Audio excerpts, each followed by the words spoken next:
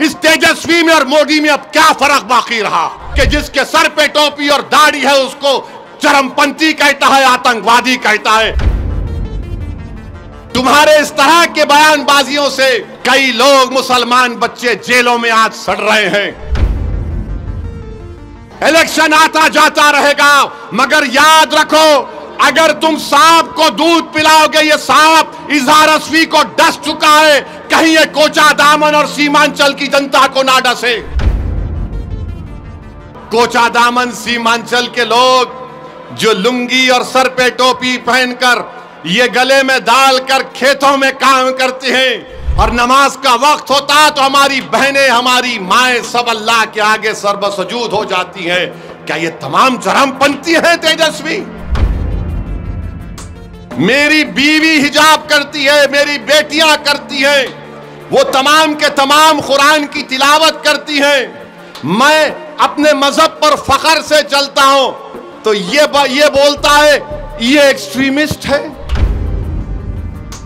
अगर ये एक्सट्रीमिस्ट है तो तेजस्वी सुन ले, कान को साफ करके सुन ले, मैं और मेरी औलाद सुबह क़यामत तक रहेगी तो हमेशा हम अल्लाह की इबादत करते थे, करते रहेंगे। हम कुरान को अल्लाह का कलाम मानते थे, मानते रहेंगे। हम रसूल अल्लाह सल्लल्लाहु अलैहि वसल्लम पर, उनकी अजमत पर अपना सब कुछ कुर्बान कर दिया है और करते रहेंगे। अगर रसूल अल्लाह सल्लल्लाहु अलैहि वसल्लम का उम्मती होना एक्सट्रीमिस्ट है तो सुन तेजस्वी, मुझे फख्र है कि मैं आका का उम्मती हूं।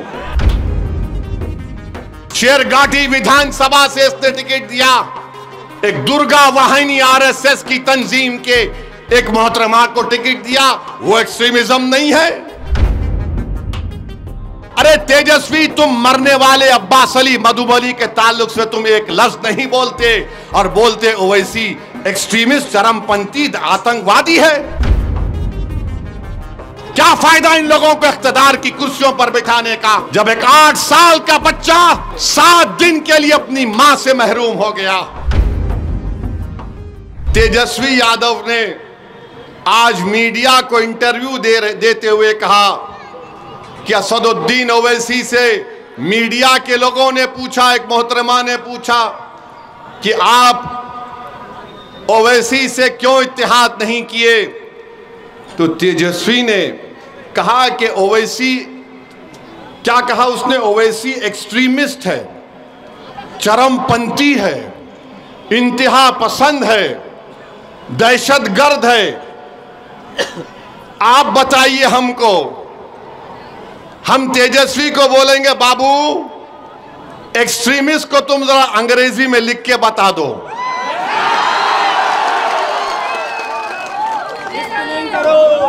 हमको एक्सट्रीमिस्ट बोलता है, नहीं सुन लिए, हमको एक्सट्रीमिस्ट क्यों बोलता है?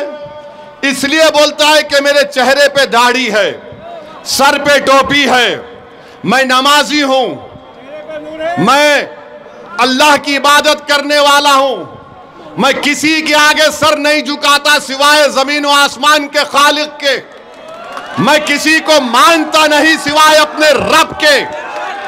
मेरी बीवी हिजाब करती है, मेरी बेटियां करती हैं, वो तमाम के तमाम कुरान की तिलावत करती हैं। मैं अपने मजहब पर फख्र से चलता हूं, तो ये बोलता है ये एक्सट्रीमिस्ट है।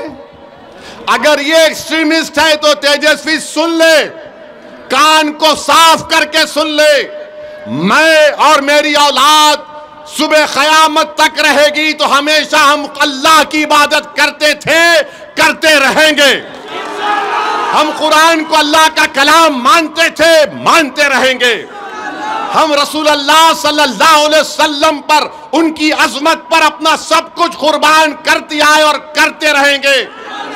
अगर रसूल अल्लाह सल्लल्लाहु अलैहि वसल्लम का उम्मती होना एक्सट्रीमिस्ट है तो सुन तेजस्वी, मुझे फख्र है कि मैं आका का उम्मती हूं, मुझे फख्र है। और बोलता है एक्सट्रीमिस्ट है, तो बताओ ये तमाम कोचा दामन सीमांचल के लोग जो लुंगी और सर पे टोपी पहनकर, ये गले में डालकर खेतों में काम करते हैं और नमाज का वक्त होता तो हमारी बहनें, हमारी माएँ सब अल्लाह के आगे सर्वसजूद हो जाती हैं। क्या ये तमाम चरमपंथी हैं तेजस्वी? तुमने किसको बोला चरमपंथी, बताओ मेरे अजीज दोस्तों और बुजुर्गों। तेजस्वी की नजर में चरमपंथी वो नहीं है। शेरघाटी विधानसभा से इसने टिकट दिया, एक दुर्गा वाहिनी आरएसएस की तंजीम के एक मोहतरमा को टिकट दिया, वो एक्सट्रीमिज्म नहीं है। राबड़ी देवी से इन्होंने अवार्ड दिलवाया एक शख्स को जिसका नाम कामेश्वर यादव है। कामेश्वर यादव वो है नौजवानों, आज से 35 साल पहले भागलपुर में फसाद हुआ था, जहां पर तुम्हारे बुजुर्गों को काट कर खेतों में डाल दिया गया था और उनकी लाशों को दफनाया भी नहीं गया था, तो उनकी लाशों के ऊपर फूल गोभी उग गई थी। जो आरोपी है कामेश्वर यादव को तुमने अवार्ड दिया। बताओ, मैं एक्सट्रीमिस्ट हूं, मैं चरमपंथी हूं, मैं दहशतगर्द हूं। और फिर मेरे अजीज दोस्तों और बुजुर्गों, आपको याद होगा 2023 में रेलवे पुलिस ने ट्रेन में एक कांस्टेबल ने 3 लोगों को नाम पूछकर गोली मार दी।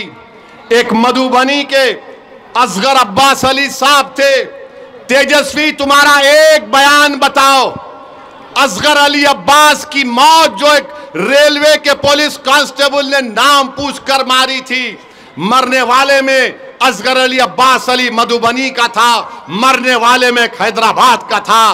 तुम मुझे चरमपंथी और दहशतगर्द कहते हो तेजस्वी। हमने क्या किया मरने वाले के लिए? माजिद हुसैन एमएलए के हल्के का वो बेचारा मजलूम था, उसकी लाश को हैदराबाद मंगवाया।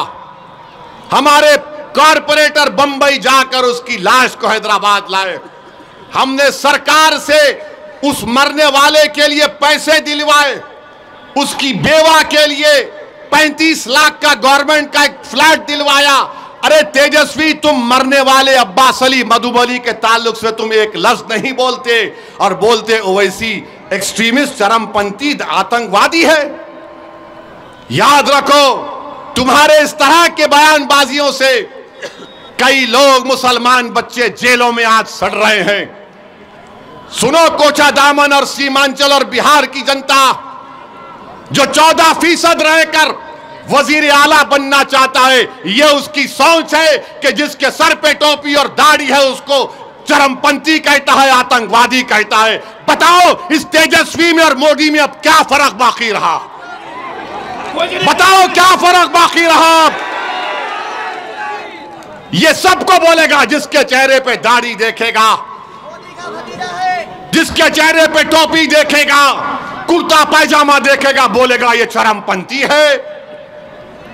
मेरे दोस्त, पहचानो इन लोगों को।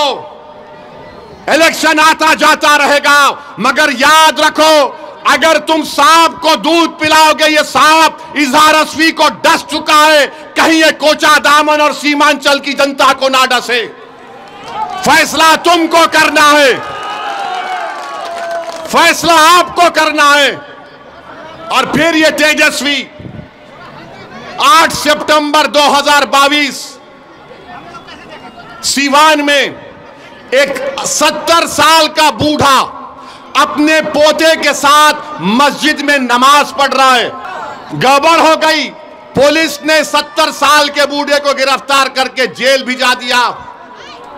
आपको बता रहा हूं, तेजस्वी उप मुख्यमंत्री है। 2 दिन तक ये बच्चा पुलिस स्टेशन में रहा।